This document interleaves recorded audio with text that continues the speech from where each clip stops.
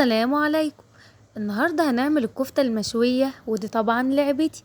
هنعملها بكل تكاتها، ولو انت اول مرة تشوفوني ما تنسوش لايك وشير عشان يوصل لكم مني كل جديد. وهنجاوب على سؤال الحلقة اللي فاتت كالعادة: ما اسم خازن الجنة؟ كان سيدنا رضوان. واسألوا النهاردة: ما اسم خازن النار؟ ويلا نرجع لمرجعنا.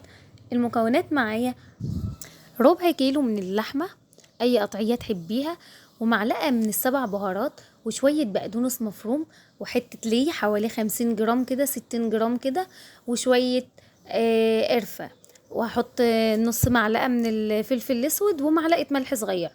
هفرم اللية فرم ناعم وهضيفها على اللحمة، وهحط البهارات اللي انا قلتها قبل كده، وهضيف معاهم بصلاية مفرومة هفرمها فرم ناعم جدا، وهصفيها وهاخد المية احطها على جنب، وهحط تفل البصل في قلب اللحمة وافرمها فرم ناعم. اديلها وش تاني او ممكن اعجنها كويس. هضيف معاها نص معلقة من البيكنج باودر او البيكنج صودا عشان تخلي اللحمة تنفش معايا وما تكشش. هعجنها كويس او هديلها وش تاني في قلب الكبة لما توصل معايا بالمنظر اللي انتوا هتشوفوه حالا ده. انا ريحت دماغي وحطيتها في الكبة ادت لها وش تاني.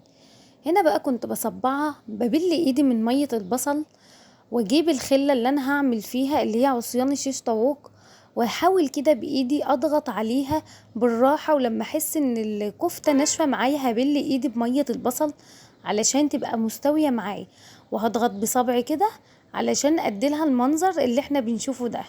ولو انتوا وصلتوا معايا لحد هنا ما تنسوش تدعموني، تعليقاتكم بتفرق معايا. مشاهدات الفيديو بتبقى عالية بس التعليقات مفيش، وكمان اللايكات انا بزعل وبتحبطوني والله، بس انا بعمل حاجة بحبها. هنا هنكمل مع بعض بقية الكفتة، ويلا علشان نشوف هشويها ازاي. انت ممكن تشويها في صينية، انا كان عندي الشواية ديت يعني مركونة بقالها كام سنة كده، فحبيت بقى اطلعها واستفيد بيها. شوية من الفحم ولعتهم على البوتاجاز وحطيتها وشويت الكفتة. بصي، ما عندكيش شواية ممكن تجيبي صينية قديمة عندك وتحطي فيها الفحم وتشتغلي.